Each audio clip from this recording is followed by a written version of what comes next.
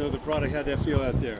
It was dope, man. It was really dope. Yeah. Now, had you been to any of these events before? Is it your first time performing at one of the Gorilla Union shows? No, I was at Rock the Bells in the Bay Area last year, but it was really just like Immortal Technique brought me out, and it was, you know, I just kind of did a verse, and it was in Mountain View, so that's like right in San Jose pretty much. So I was happy. You got Immortal Technique, you got TECH N9NE. Yeah.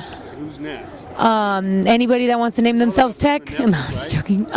Yeah, really. I mean, honestly, it's about talent. It's about I'm very proud of the people that really, you know, support me and do it out of, you know, just straight love for the talent. I'm very proud of the people that do that, because, you know, you can't ask for a better list of people to really fuck with you. All the indies, all, you know, Funk Volume, Dame, you know, Strange Music, Travis, Tech, everybody is very cool, you know, and they understand my woke and my wakey game up movement, so it's dope. Sure, and these guys have seen it all, so they're not going to be swayed by just anybody trying to get on. It's talent that speaks. Yeah, definitely. Yeah. When you look for talent or advise new artists coming up, what do you tell them from what you've seen? What's important? Because with so many people chasing the record deal or chasing the pot at the end of the rainbow, what's really important to have any kind of substance or any kind of longevity in this business? Honestly, love for what you're doing, because you know, you're gonna have your ups and a lot of downs,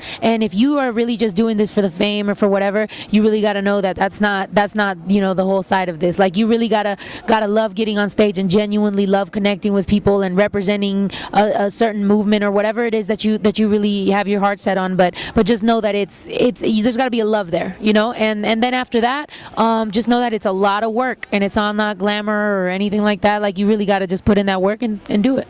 Yeah, I mean, the idea of getting rich quick or going out and, you know, the young kids just seeing money in these videos. Yeah. The rented cars or the fake jewelry. It's ridiculous. You got to be a student of the game, and you got to love what you do, and then you surround yourself with great experiences and great people. Yeah. The rewards can come. Yeah, and also, yeah, just like, you know, what I did, and that's why I feel like a lot of indies fuck with me, even though, you know, I'm on a major.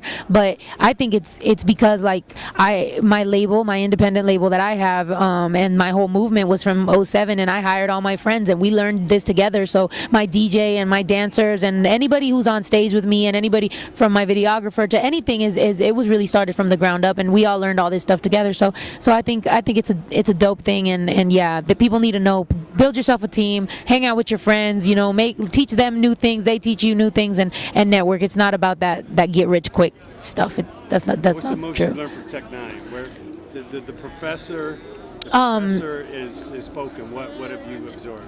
I mean, honestly, just the indie grind, like, you know, going over there and checking out the whole camp and everything that they got going on, and just realizing, really having a talk with him and with Travis, and being like, without even knowing it, I had never been like followed everything that they do or seen everything from the behind the scenes aspect, but it was so crazy how much stuff we actually had that was exactly the same, you know, from the screen printing, vinyl cutting, to all the warehouse stuff, like everything. Like, I had that with my team in a way smaller scale, obviously, but I was just so surprised at how many similarities there were, and I was like, wow, I'm on the right track without even knowing it, you know. So it was just mutual respect, and I love learning from those guys.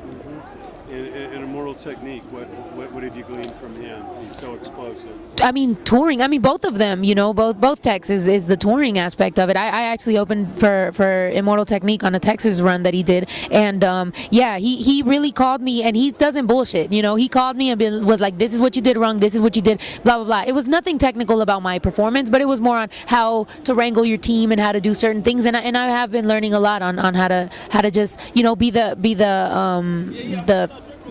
you know, the head of my team, you know, and then making sure that I wrangle them and you know, let's do this shit, you know. I mean, there's got to be a general to the army, or they're all over the place. Yeah, yeah, know? definitely. I mean, he epitomizes the fact that, like I say, that you do for self. You can do business with larger companies, but still at the end of the day, it's what you do for yourself. Yes. It's going to ignite them to get more interested in Yeah. you, or you know, if they make a change and you're back to the indie world, you know what to do. Yeah, you know? definitely. And I think if you don't get that constructive criticism from someone, if everybody's just a yes man backstage, Yeah. high five, where do you go from there? Yeah, you don't What does learn. the sports team do right after they come off a game? Yeah. Watch the films. Yeah. They get better. They figure out what they did wrong, what they did better, and try and do more of that. Yeah, absolutely. Like that's what I tell my team all the time. It's like, you know, people get cut from teams all the time, and that's not, you know, necessarily loyal or disloyal. It's just you got to have loyalty to your team and know that you got to put forth the best effort. You know, I am, my DJ is, my dancer is, everybody is, so we all got to work hard and just support each other. And I think everybody has that respect for each other to know that let's just keep pushing. So, you know, I learned that from the whole indie movement and everything. And you know, now I'm going on tour again with Ritz from Strange and Jaron Benton from Funk Volume, and you know, we're just keeping it pushing. That's beautiful. Yeah. And obviously, being a female MC, you know, there's challenges within that.